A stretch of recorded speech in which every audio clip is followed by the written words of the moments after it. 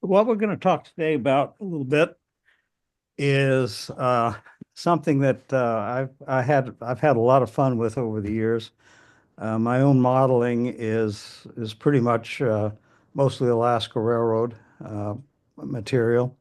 It's a place I worked. I enjoyed working for a while there, and enjoyed some of the things that we did. And one of them was in starting out a program to just redo the way the passenger business was operated there.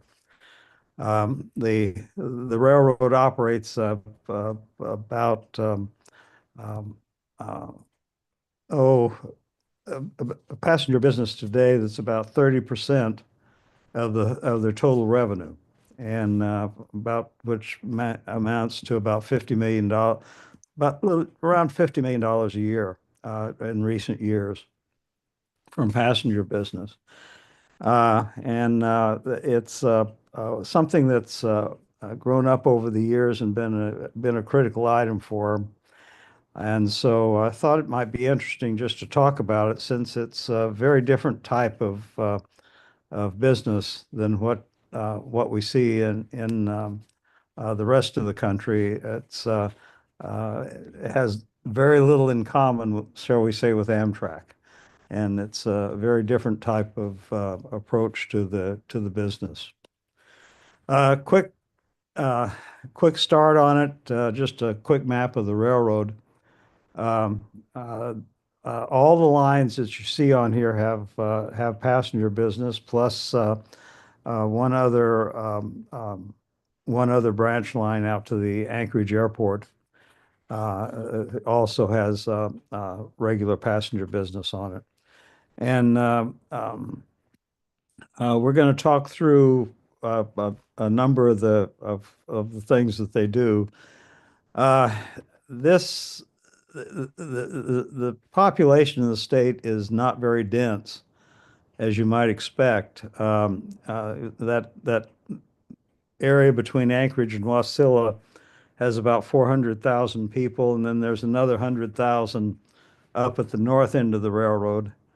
And that's pretty much the population centers of the railroad at this time. Everything else is much smaller towns. Um, but that serves for the railroad, that serves actually an interesting purpose in the passenger business, because it's allowed them to develop something that's very, very different from what you would see elsewhere.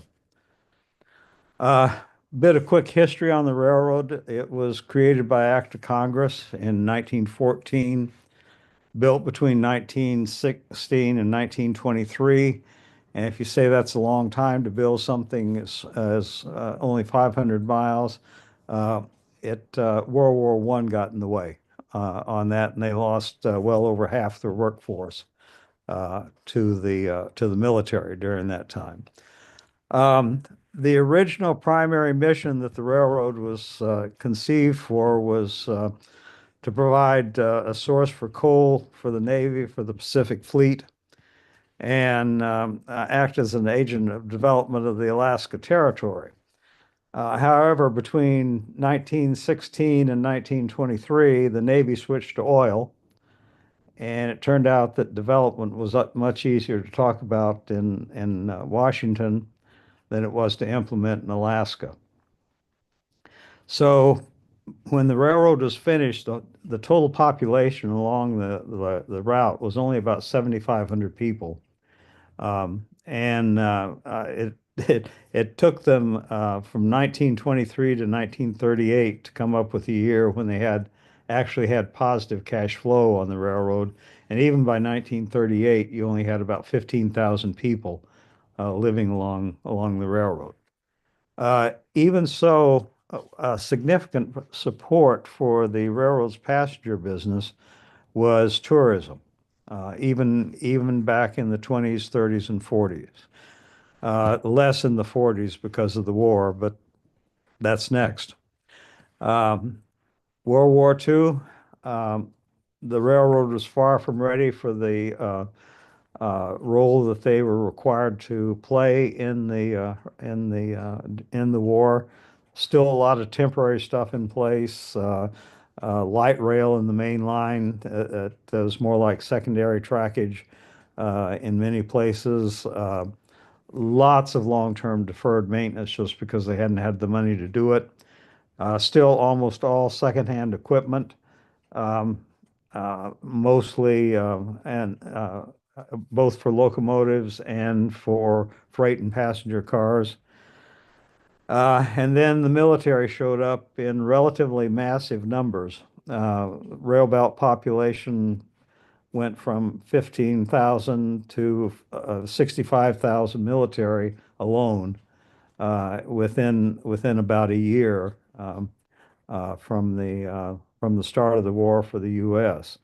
Um, the Lots of troops, supplies, military construction materials that needed movement. A significant part of the workforce was drafted by the military or they volunteered. Effectively, by 1943, the railroad was falling apart. And it was reinforced by a railway operating battalion that the Army brought in.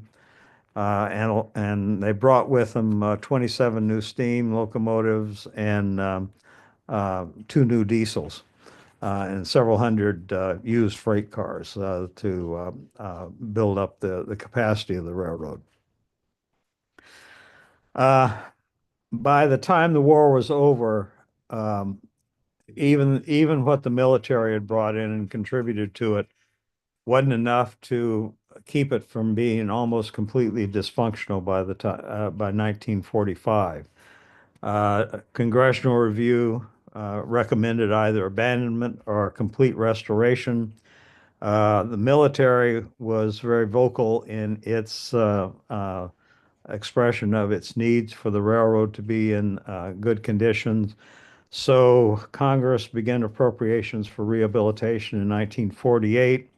These would continue all the way up to 1955 and altogether cost about 125 million for the rebuilding. The result was something that was almost a completely new railroad. Uh, uh, and thanks primarily to the military. And also thanks to them, the military was providing a revenue base that at the time that allowed the railroad to sustain itself going as it was going forward through the 50s. One of the big beneficiaries of the rehabilitation was the passenger service. The railroad had received almost an entirely new set of passenger equipment, most of it converted from Army hospital cars, but turned out they were really structurally, they were in great condition. And they provided large windows that proved to be really important for development of the tourist trade. Um, and mechanically, also, they were rugged pieces of equipment. They had six-wheel trucks, three axles, and because they've been designed to transport people that were in not in particularly good conditions, they rode extremely well. In fact, I've yet to find any passenger cars that I've ever ridden since then that have ridden quite as well as those converted hospital cars. And the new cars were eventually supplemented by new locomotives that replaced some of the military RF-1 X-road switchers in most of the passenger services. And that turned out to be important because since the railroad was also getting F-7B units, F-7s for freight service, you could, if you had unusually long passenger trains, you could get an additional unit for them. But given just a quick look at what the differences look like on the left is it's an extra troop train, but it has about the same composition as one of the regular trains. And you note the locomotives on it are a little bit strange. They're they're Alco RF1s. Alaska Railroad was the only people that had them.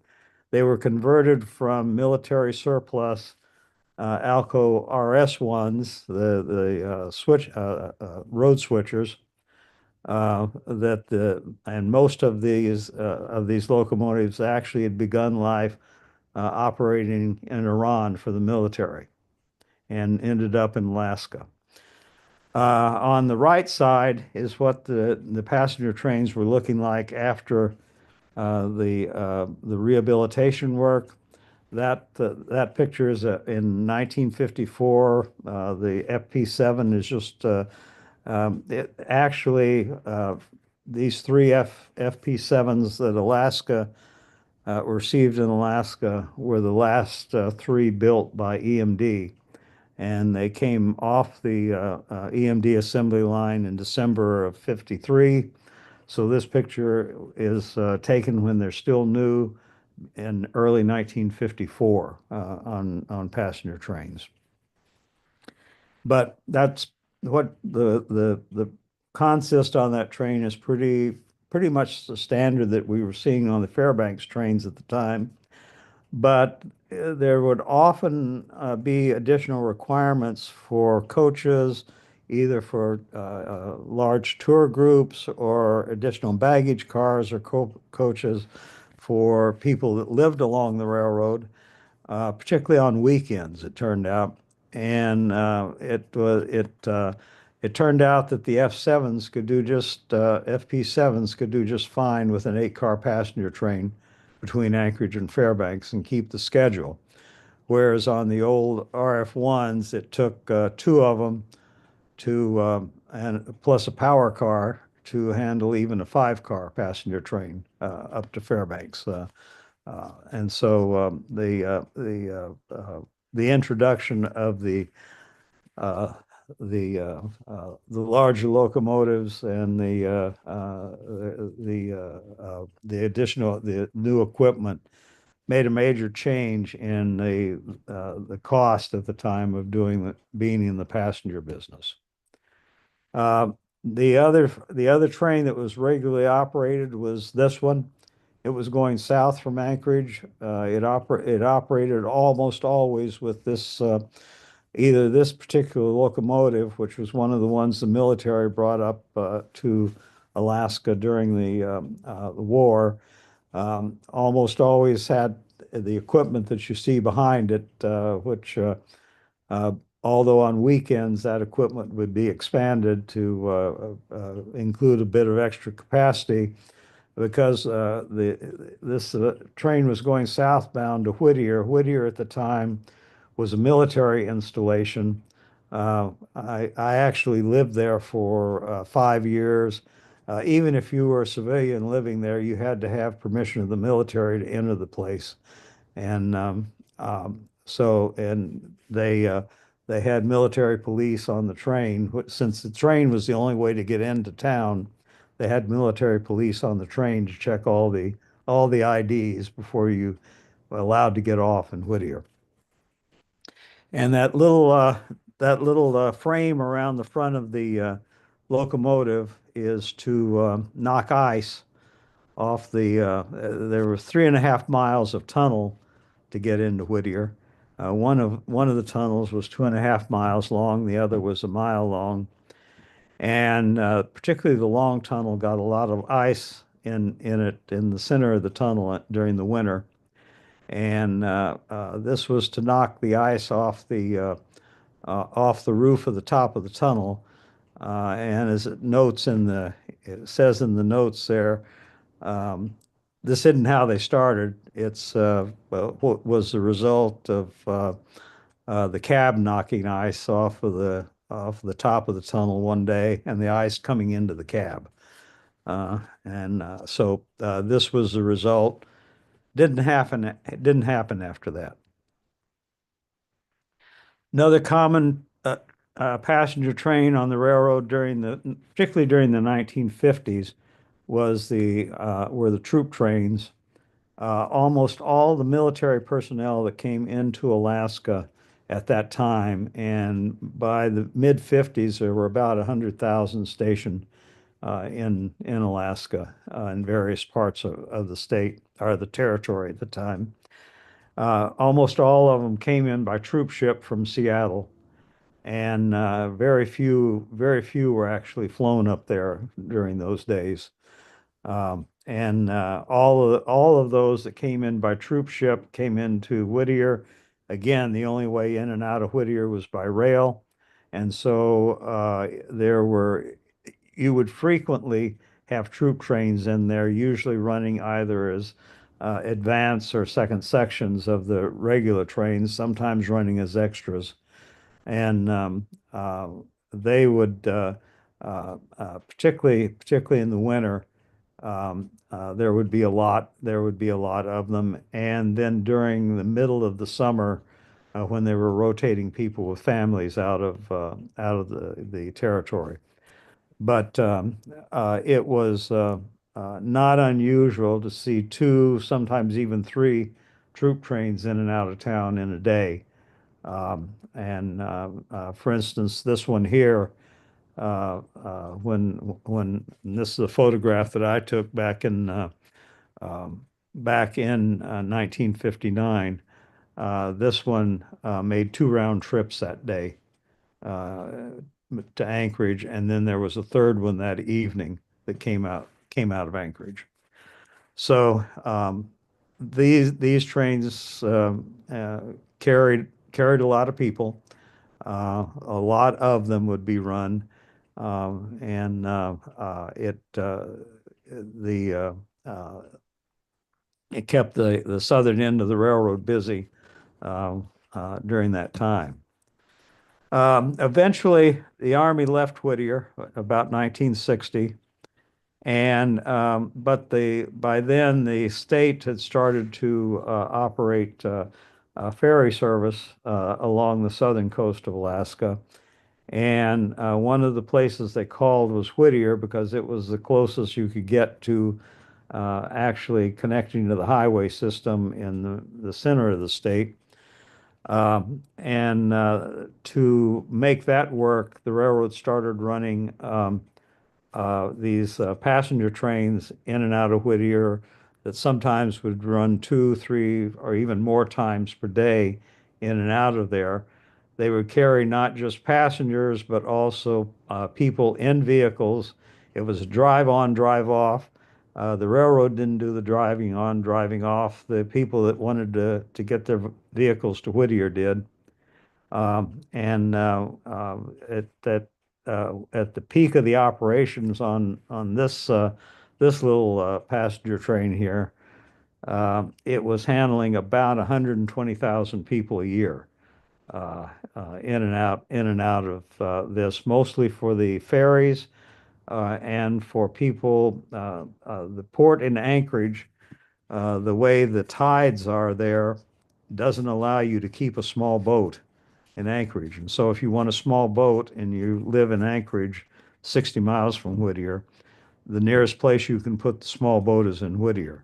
And so a lot of people would go in and out on these trains with their boats and at this point, at present day, it's very large uh, boat dock operations there. Uh, in this particular train also in 1982, we started using it for handling fish. There was a very high grade type of salmon that was caught in the waters near Whittier called Copper River salmon that was and is even today regarded as kind of the very top of the salmon line and had really high value fish when they were fresh. And they had worldwide demand. And so we would send these refrigerator cars in on the passenger train on his first trip into Whittier every morning during the fishing period. And they would load sometimes one car, sometimes as many as five, full of fish. It would come out on the last train that came out at night, would be back in Anchorage that evening by about 10 o'clock. A switch engine would be standing by in Anchorage to pick up all the reefers off of the passenger train and take them out to the Anchorage airport, where Flying Tigers Line had a facility to transload them from the railroad cars into their planes, and by about 2 to 3 in the morning, those planes would be out of Anchorage going to Europe, East Asia, or the East Coast of North America. It was the fish, and during the season, when the fish were running, we made more money off the fish than we did off the passengers on the train. And as I note, the fish also caused a lot fewer problems than the passengers did.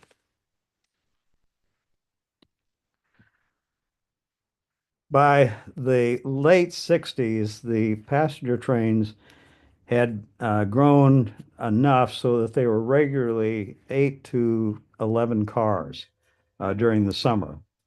And they were, the summer, the passenger train season for the railroad is really the period between mid-May and mid-September.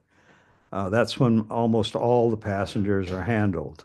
Probably 90 to 95% of the passenger movements are during that 4 month period. And during that, even in the 50, even in the 60s and early 70s, the passenger trains were growing larger. In this case, this still has the original hospital cars on them for the coaches, but there was a change that was on the way in that, and basically because the railroad needed a lot more equipment for the passenger trains than they had and could support with the existing hospital cars. And so that led to um, trains about the same size, but with very different equipment. In 1971, when Union Pacific joined Amtrak, they were left with a very large collection of passenger equipment that they had no use for. And Alaska Railroad bought 37 of the UP's cars. Put them almost, most of them were in very good condition when they arrived in Alaska. They didn't have the capacity of the hospital cars because most of them were built for transcontinental service. Um, and so didn't carry as many passengers per coach as the other cars did, but they were lighter weight than the passenger cars, and the locomotives could handle just as large a train with the UP equipment as they could with or even larger in some cases than they did with the hospital cars. This photo is taken sometime around 1975, 1976. Appears to be recently after the FP7 had been repainted for the centennial celebration in 1976. And so, but the UP cars proved to be they were good cars, but as I say, it did require more of them to handle as many passengers as you had with the hospital cars. Uh, Bottom line was that even with the new equipment, by the late 70s and early 80s, it was real clear that there were growth, uh, there were growth problems that the railroad was having, and the passenger service was having problems. First of all, the growth was slow. The growth had slowed down. You needed new sources of revenue. Needed to concentrate uh, uh, more of the revenue into areas that would consistently provide a larger number of passengers. Um, and that was the real reason on that was that the trains were bringing in about 2 million a year in revenue, and they were costing about 5 million a year to operate at the time. So you had an operating ratio of about 250% on the passenger trains at that time. But the other problem that the railroad faced, and because at that time it was a federal agency, and later was sold to the state, but still faced the same problem that there was absolutely no way that you were going to be able to get rid of the passenger service. So the only thing that was really there to do was to look for ways to increase the revenue, increase the population that used it. Um, the and the only real potential path forward that could get you the sustainable future for the passenger business was capitalizing on tour business uh, that had grown really substantially in the state, but that the railroad was getting a fairly small portion of. So by the 80s, it was clear that we needed additional passenger equipment if we were going to grow things. Even the 36 UP cars or 37 UP cars weren't enough to actually do what we needed to do, get enough bodies on the train, paying enough to make this whole thing work. Get a closer relationship with the various tour wholesalers, and including agreements where they would be actively marketing the passenger service, something that we didn't have the resources to do and would not probably ever have the resources to really do. And then improve the service quality for the tour passengers, better offerings in the dining cars, improvement of the equipment interiors, and improvements with the bus connections and the relationships we had with the tour companies and the buses that they operated, and keeping that, getting a much closer relationship with them for the railroad. So what are closer relationships with the tour companies? It's things like reserving the seats for them, for their customers, for a particular company that they can do pre-purchasing of tickets or blocks and sell those for the railroad. Joint marketing of their products, close coordination of their movements, running the trains effectively on schedules and with work, what work the train is going to do, what markets it's going to serve, build those around what the tour companies need. And um, and the other part for the railroad was learning things that we didn't want to become involved in because we didn't want to be competing with our customers, and at the same time didn't have the resources to compete with them even if we did want to. And that's such things such as national and international marketing of the business line.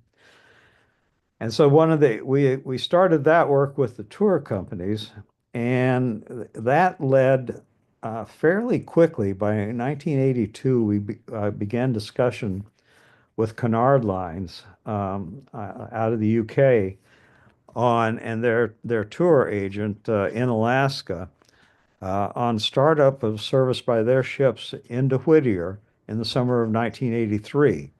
And this would have been the first time that the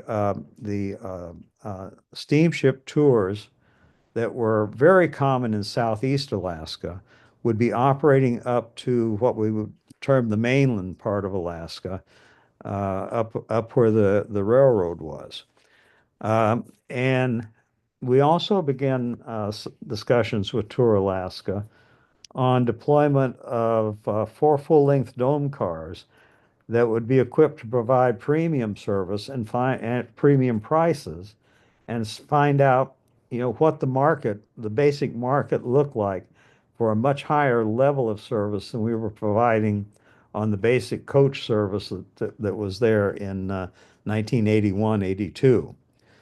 Um, what we realized is if we could be successful with these two items, it would provide a very solid foundation for what is turned into about an 8 to 10-fold growth of the passenger service into the product that we see today. And that's 8 to 10-fold growth in the passenger number of passengers on the riding the trains from about 50 to 60,000 a year up to over 500,000 in 2023, and a much higher growth than that. That $2 million is now turned into $50 million. And so, um,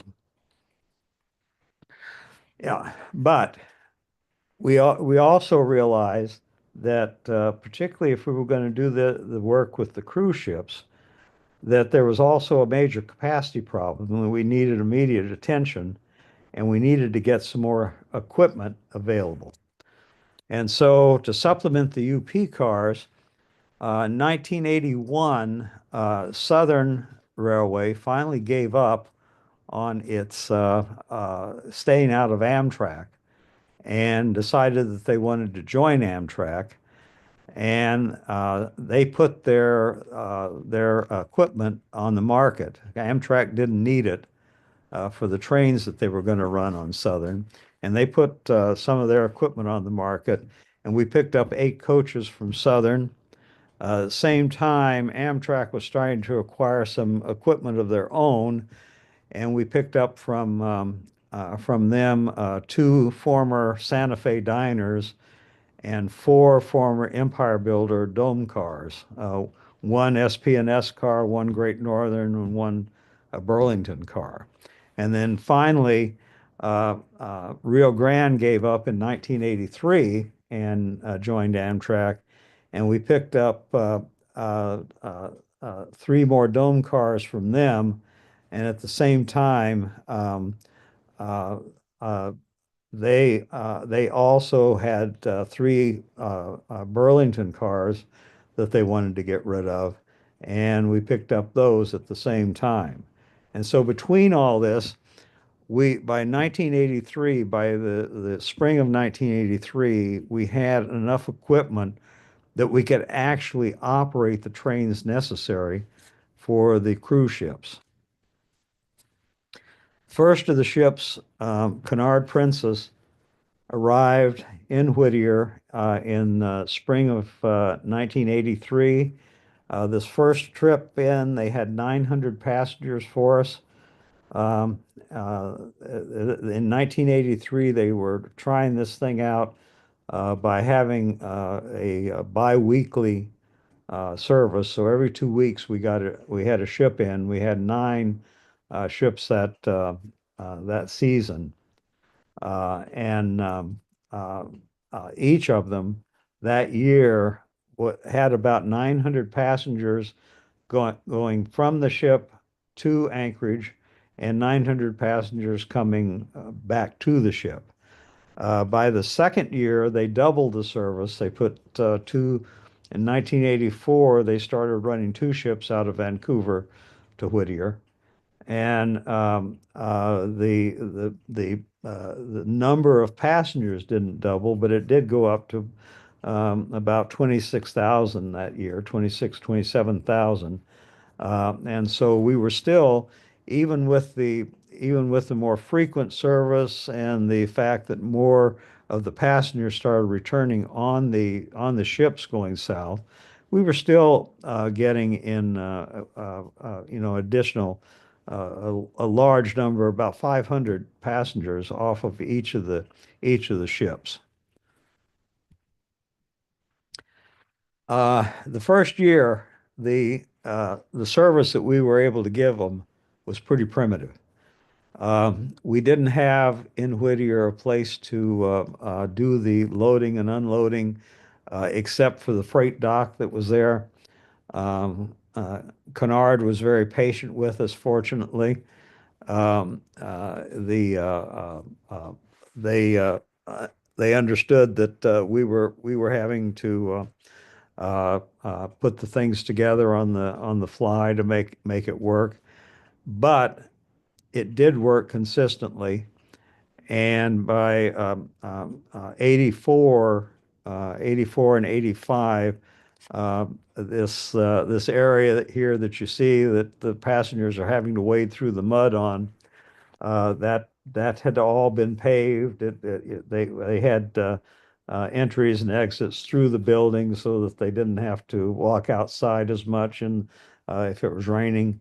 And we were even rehabbing some of the tracks so that on some of the trains we'd be able to put them inside by 1984 and 1985. Also, late in the late 80s, we these seven cars came into our possession. They came from Southern Pacific. They were cars that were used between San Francisco and San Jose on their commuter service, and they were almost the ideal type of car to have if we were handling a large mass of people on a relatively short run, which it was from Whittier to Anchorage, only 62 miles. Not much different actually from the commuter service on the peninsula in California. And so we could do what had taken sometimes 15 cars of the UP or the Southern equipment. We could do it with these seven cars with the commuter style equipment. Wasn't quite as comfortable, but it worked a lot better for both the ultimately for both the passengers, and also it presented opportunities that I'll show you here in just a few minutes to ultimately improve the quality of the equipment that the passengers would have for the cruise ship trains. The second part of the deal that we were working with Tour Alaska was to um, convert these four Milwaukee Road domes, ex-Milwaukee Road domes, into very high-end cars. They'd have all the seating on the top level. You'd have dining on the bottom level.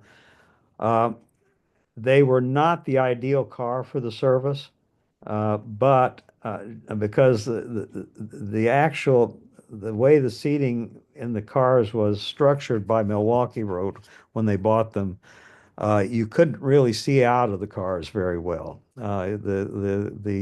Nothing but the passenger's head was really above that uh,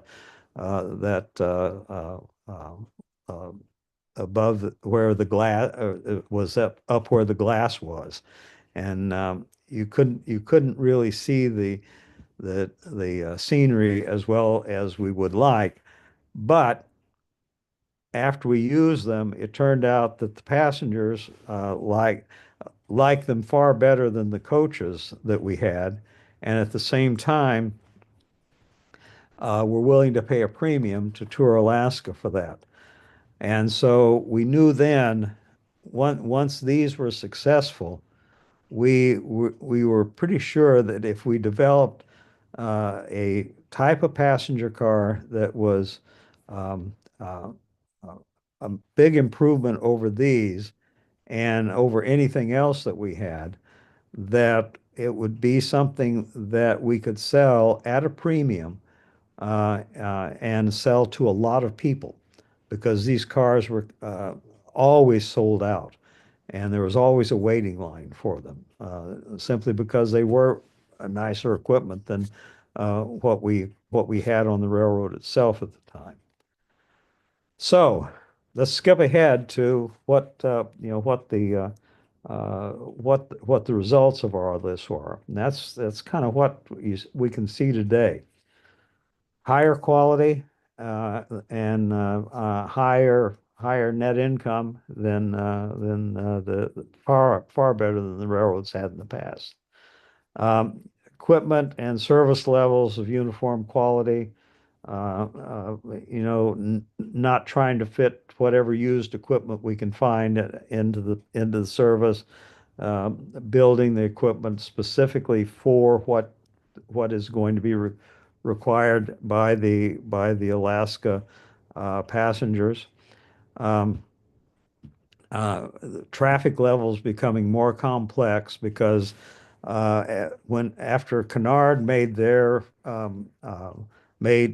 made it clear that you could operate a very successful service to mainland Alaska, and in fact, they started by 1987, 1988. They were starting to do cruises that went even out further, some of them even into the Bering Sea, um, uh, that were very successful. Once that was proven, it was really clear that there was going to be a demand for a lot more capacity and a lot better capacity than we had at the time. Um, and the idea was that it create a type of service that for most of the tourists that were coming to Alaska at the time, that the railroad would be a must-do type of uh, uh, type of adventure for them. So where's the passenger business today on the railroad?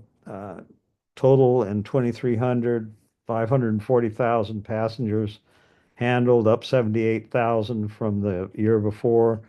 And 2023 was still a recovery year from the pandemic. The pandemic year, only 15,000 passengers were handled on both for during the summer and during the winter. But by 23, we're back up to 540,000. Before the pandemic, the railroad had been uh, easily handling over 600,000 a year. And I've heard, I don't have obviously the final numbers for 24 are not in yet, but my sources up there tell me that it's going to break the 23 numbers substantially. So be getting close, if not back to the levels that it was prior to the pandemic. Um, the winter trains, the special events, and the local service, about 33,000 altogether. Um, the I and that's kind of the items that are used mostly by the local folks in Alaska, whereas the summer service is heavily tourist oriented. So the summer non-local passenger operations, about 506,000 people. Passenger revenue, almost 50 million in 23. As I noted, it's about 30% of the total train operating revenue of the railroad. And I have not gotten them to say how much money they make on it, only that uh, uh, they're in it for the money now because it is passenger service that is making a profit for them. So, two types of summer trains and one type of winter train are operated these days. The summer trains, there are the ones that are scheduled and operated and maintained by the Alaska Railroad with their own crews, locomotives, and passenger equipment, and with either the railroad's employees or their contractors providing all the onboard services. The second type is operated with the ARR crews and locomotives, but with privately owned and maintained passenger equipment, with non-ARR employees and contractors providing all the onboard services.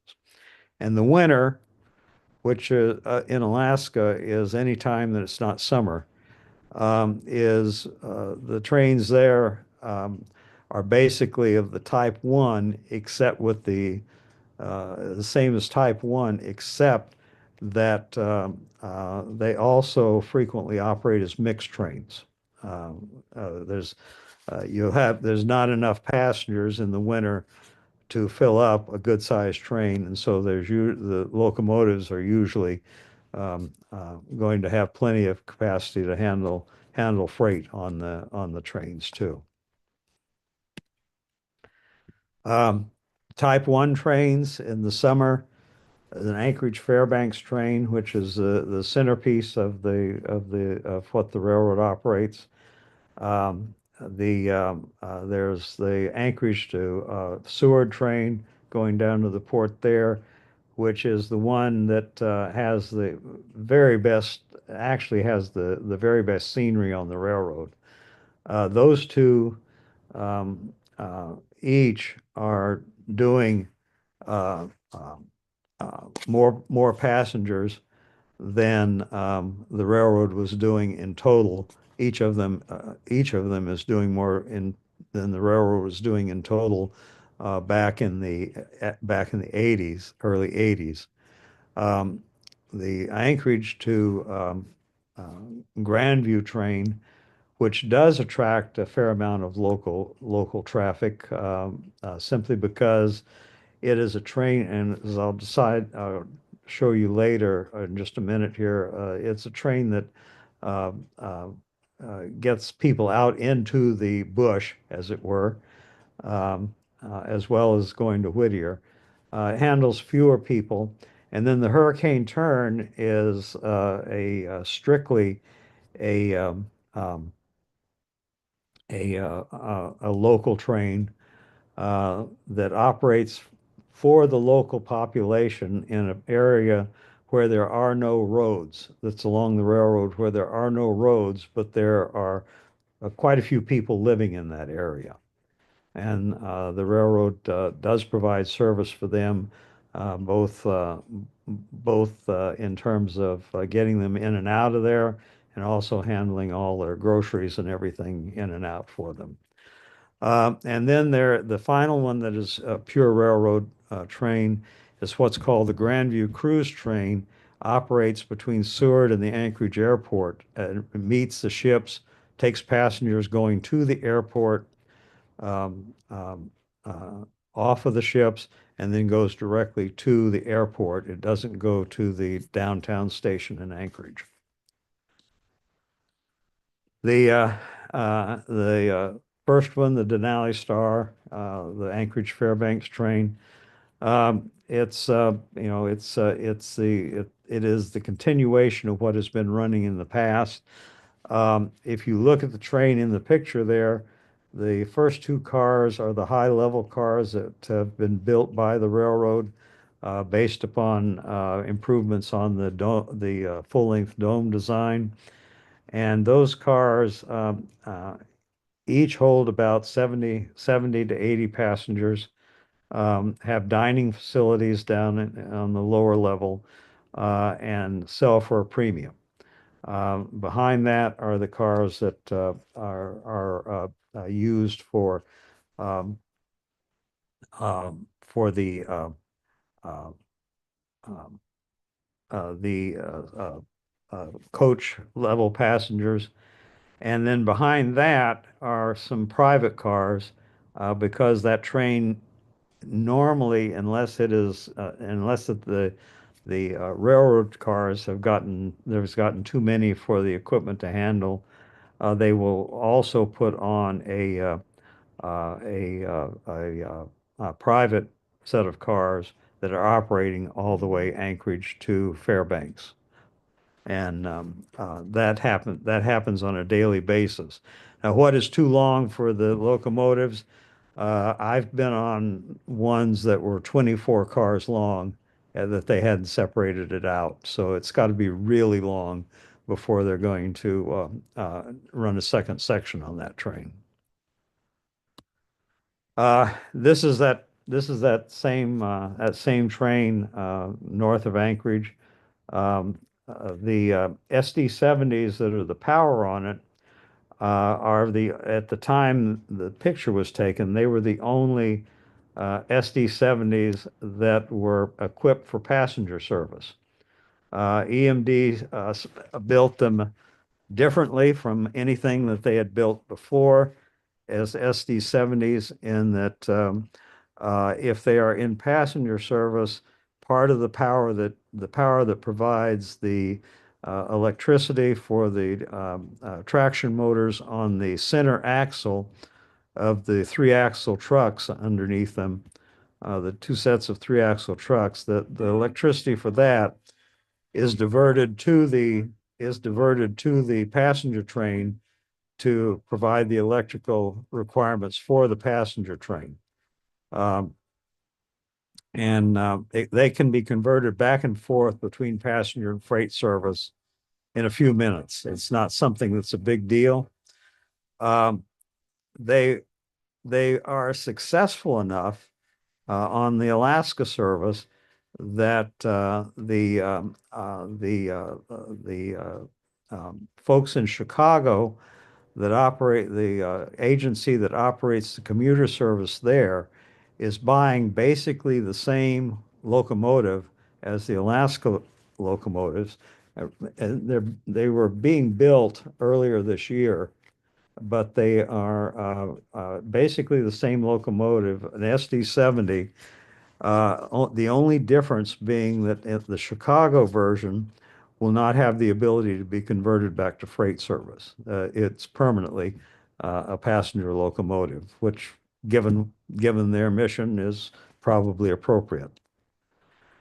The Seward train, um, it it started out as a couple of RDC cars, as I'll show you here earlier, and is now handling almost 80,000 passengers a year on the train.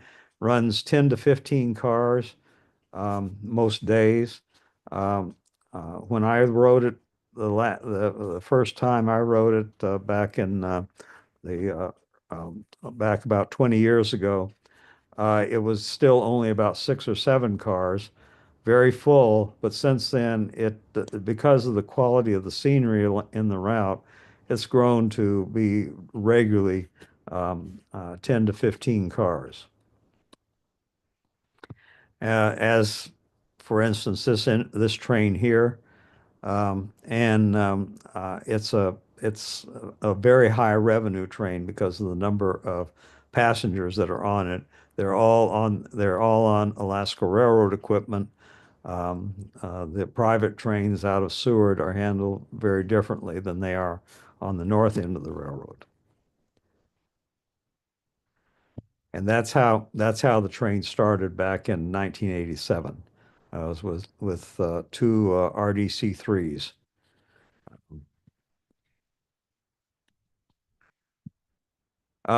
The other train, the one that goes to Whittier and then out into the bush, its purpose is not to show the people the scenery as much as it is to get them into the scenery. The Park Service and the Forest Service have started manning areas along the railroad during the summer so that they have the services that people need when they're out in the wilderness. And a lot of the people that ride this train are going to, it shows here, it goes to a place called Grandview.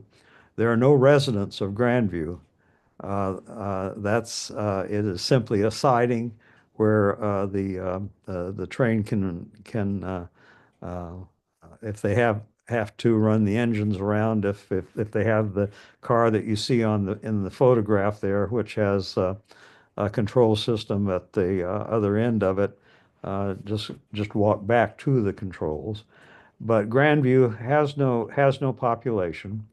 It's what is there is during the summer the ability for people to go hiking in the wilderness.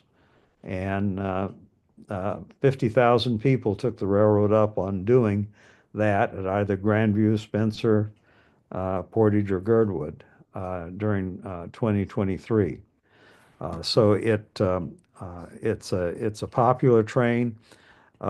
Doesn't carry as many passengers as the others, but because of all the baggage and everything that has to be handled on it, it makes pretty good money for the railroad, even with smaller smaller population on it.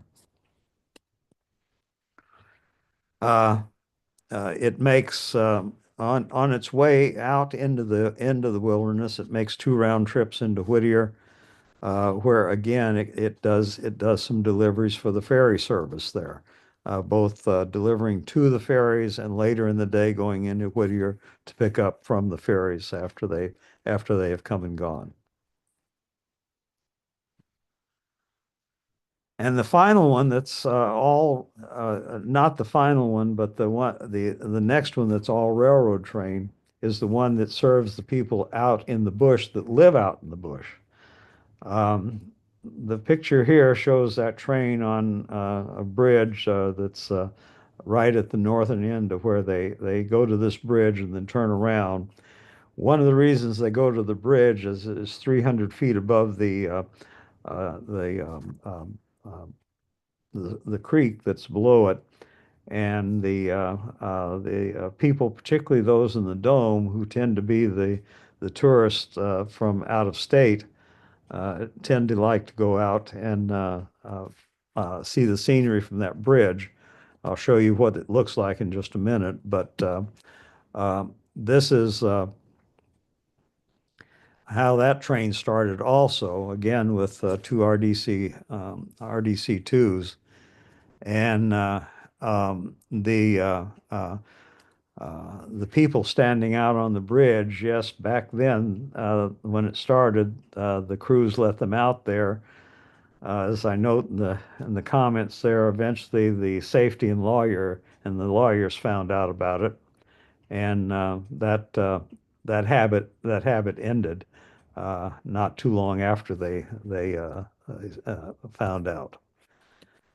But that's the view from the bridge, and that's why they go out there, because there is a tourist group that likes to go on this train, and it is in fact that center dome car is one of the UP dome cars, and it's sponsored by Princess Tours as part of a service that they provide to their customers. And then the final one is the train that goes from the ships in Seward to the airport in Anchorage. Again, you only have one on this train of the really high-end cars, the high glass car with the glass roof cars. But all the other cars on this were built as part of a project by the same people that built all the new Alaska Railroad cars, but they built this for the Florida Fun Train. The Florida Fun Train lasted about 6 months, went bankrupt, and Alaska Railroad bought the cars at auction. I think they got the whole train for less than $3 million, and had it sent back to the builder who rebuilt the cars to the Alaska Railroad specifications, and they have been running in this service now for about the last 10 to 15 years. But this is the train at the Anchorage Airport at the terminal at the rail terminal at the airport. And the same train on the other end of its run at Seward with one of the cruise ships in the background at the Seward docks. Okay, the privately operated trains, again, the ones that have the railroad crews and locomotives, but have private equipment, um, have more uh, uh, variety to their schedules, and are basically run for the tour companies, or either the tour companies or the maritime companies that are operating the cruise ships. Princess Cruises operates one. Holland America operates some of this, and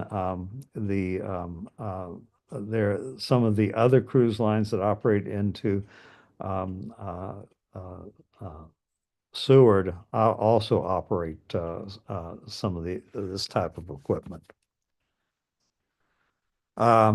This is the I showed you the first trains that were taking um, passengers out of Whittier for the cruise ships. This is one of the current ones. There are 7 cars on it. The 7 cars will handle more passengers than the 15 to 20 cars that we normally operated for this train, um, uh, back in the 80s. In this case, on this day, it's operating with 6 of the private cars, and the railroad has put one of its cars into the consist on it, probably at the request of the private owners, because of additional people on the cars. But the private cars, particularly these cars, are built to almost exactly the same specifications as the Alaska Railroad cars are. And so the two mesh very, very easily together. This train runs all the way from Whittier, not just to Anchorage, but all the way to Denali Park for the tourist trade. And it's basically, it leaves early morning from Whittier, and by evening is to Denali Park. At Denali Park, in the lower photo, you see the train. It's actually that version of the train is actually about uh, uh, at that point about 8 miles north of Denali Park, on the way to the servicing area that Princess and Holland America have built in a little town called Healy. One of the reasons it's built here is that the land is controlled by Alaska Railroad, not the National Park Service, and the railroad is much more interested in working with them than the National Park Service obviously would be. Also, crew lodging is available in Healy. Um, it costs the railroad no more to run up to Healy, other than the fuel to haul an a few empty cars 10 miles. Um, it costs no more for the railroad for the crews to take it to Healy than to Denali Park, and it gets it in a place where they can better maintain the cars. That there's much more access to the equipment and everything that's needed to maintain the both the cars and where the railroad can take better care of the locomotives. Inside of the these are the cars that the Alaska Railroad has. They're called ultra domes. The inside of the cars are the seating is for 72 to 80 passengers, depending on the configuration. It's the glass is makes up the almost the entire ceiling of the car, as well as the ends for the upper level of the car. And it also has the protection from the sunlight for the passengers, so that on the few hot days that they may encounter during the summer, they can't be cooked out of the dome. In that respect, far more comfortable car. In fact, in many respects, it's a far more comfortable car than the UP domes were. The lower level, the middle photo shows the dining area, and the lower photo, the kitchen area on the lower level. Often these cars will be coupled to a car that has the same upper level as these cars, but the lower level is seating that's sold at lower prices. Doesn't have the view, but does have the privilege of using the dining facilities in the adjacent car. And these cars have proven to be very attractive to the tourists that are there to see the scenery. Um, Princess has similar cars, as does Holland American Lines, and uh, uh, several, and each of the Princess has about, I think they have 12, and I think Holland America has another 10 or 12 cars like this. And several of the other cruise companies have a smaller number of similar cars. But these are the two large groups. Again, the Alaska Railroad also has 12 of these cars. Okay, winter and special trains, and we're just about there. Um, the photo down there shows the winter train. As you can see, there's only four cars on it, one of which is a baggage car. There's two coaches and a diner. Um, um, and the train down there, that picture is taken about 9 a.m. in the morning of a winter morning in Anchorage, so the sun's not up yet. But uh, the train runs on Saturday. If they run it as a cleanup train for some of the freight that becomes available in Anchorage going to Fairbanks on Friday, it can go up on this train. They can run the crew agreements that allow them to run 25 cars behind the passenger train on this. And as it shows here, they're doing that now. These trains run once a week. There's not a lot of passenger service during the winter. For the regular passenger service, these trains run once a week between Anchorage and Fairbanks. This particular picture was taken in mid-May. As you can tell, the leaves are not out on the trees yet in mid-May, that far north. And in fact, the river that you see there, at the year this in 23, the year this picture was taken, the ice doesn't melt off of this river. Eventually, it melts away from the bank and it floats downriver, doing all kinds of damage along the way. Fortunately, there's not a lot of people living downriver from this, but that ice only melted a week or so before this train was crossing the river in mid-May. Um, the um, uh, there are times when it does not run as a uh, as a pure as a mixed train. It'll run as a passenger train, and that's generally when there are special tours um, that particularly come from Japan in January and February, because there is a location north of Fairbanks, about 100 to 150 miles, that where the aurora borealis is seen very, very regularly, and these tours tend to take people up to there's a tourist hotel in that area, a very nice one that has been developed specifically for these tours, and the most of the passengers on that will be riding on these trains.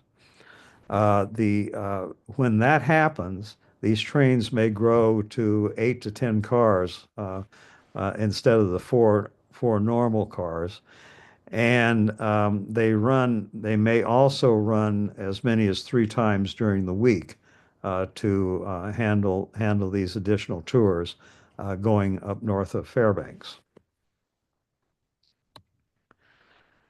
And then the last thing on the passenger trains are the special trains. On the left, you see two of the most frequent special trains. One is a ski train. In the top left photo, that's a ski train that is up on the northern end of the railroad. And the one on the bottom is a ski train that's at the little station of Grandview that I mentioned earlier on the southern end of the railroad. The railroad, and sometimes during the winter, will operate these as frequently as once as weekly trains, um, weekend trains, obviously, for the various ski clubs around Anchorage. The On the right, special train, another special train type. That's a general manager special that was going from Anchorage to Seward for the railroad to entertain some visiting dignitaries, economic development types. And then the train on the bottom is actually a photo of uh, a 4th of July special that the railroad has run every year that I know of since the early 50s, from Anchorage to Seward, that goes on the 4th of July, in addition to any regular trains that are operated. It's a picture I took in 1962. And back then, the locomotives on that train were 3 GP7s. And the grade that train is going down, that big black thing behind the lead locomotive, it looks like it's rock. It's not. It's ice. There's a glacier that came right up to the track at that time. It's since receded back up the mountain a ways, but the the track is the railroad is on about a 3% grade getting down the hill on that area, and so it took three of the GP7s to get the 10 cars of the special train up the hill when it was going the other way.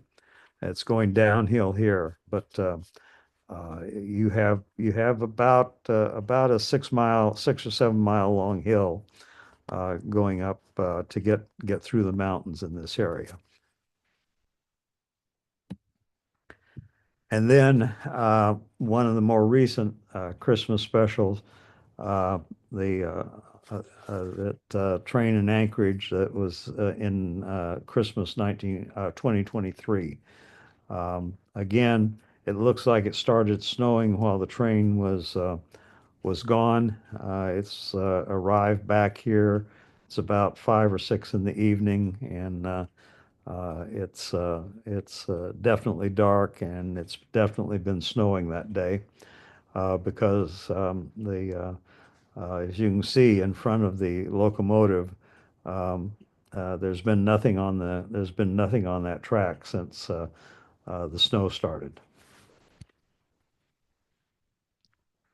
And finally, the this is a view of the car shops in Anchorage.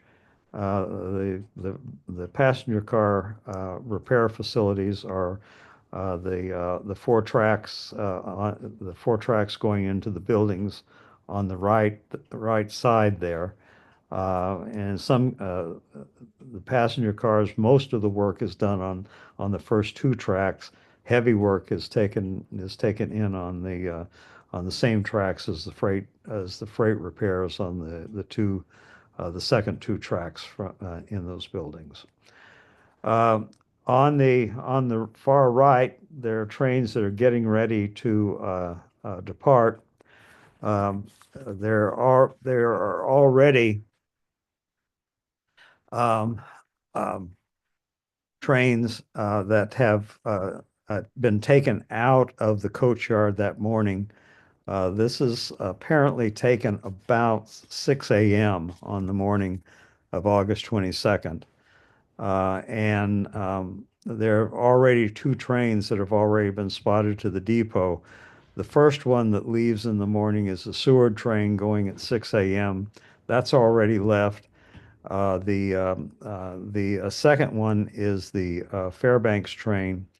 What you see here, the train on the right with the locomotive on it will go over to the depot. It'll go around the Y that is right outside the shop area here. It will be taken over to the depot, which is about half a mile away from there, rail half a mile by rail, and it will be the next train out going north to um, Denali. It is a train for Denali with the private cars. And then the final train is the one on the left with the locomotive already on the train. And that is the train going to Grandview. It will depart about 10:30 or 11 a.m. This I threw in. If anybody wants a copy of something like this, it's just the number of trains running between each of the places and how they're distributed based on the 2023 scheduling of the train operations for both the railroad and the private trains. There's a lot of clutter on it, I realize, but if anyone wants a copy, they're welcome to it. And with that, ready to take any questions that you might have.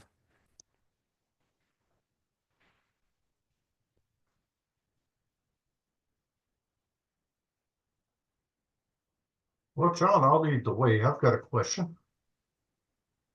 And you had referred to the 714th Railway Operations Battalion.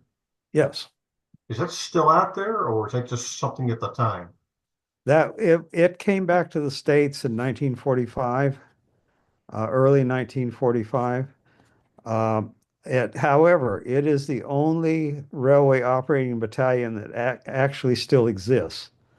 At Fort Eustis, Virginia, there is what is essentially about a platoon-size unit that does training in railroad operations there, and Right. it is the descendant of the 714th. You beat me to my next question about Fort Eustis. So Yeah. I was curious. I visited the museum there. I found it interesting, and the equipment there, of course, at the time was, I'll say, old equipment. I don't know if it's changed or not, but good information and I appreciate that. Thank you.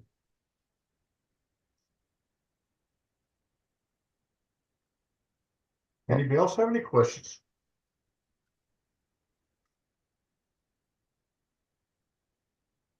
Well, John, I guess we're not going to pick on you today. Oh, well, if anything else comes up, you can get my email address, and I'd be glad to answer it. Okay, John. Well, thank you very much. And since there's no other questions, I'll let you go. You can enjoy the rest of the day. Thank you very much for doing this. Yes, thank you. I found Yeah, it thanks a very lot, John. informative. Very good presentation. Thank you. Very informative. Yes, it was. And take care, stay healthy, and folks, we'll see you next month on our next session. Take care. All right. Happy holidays, everybody. Thank you. Thank Wonderful you. presentation. Thank you, John. I'll let you shut down, then I'll close this thing out. Okay, let's see. Stop share.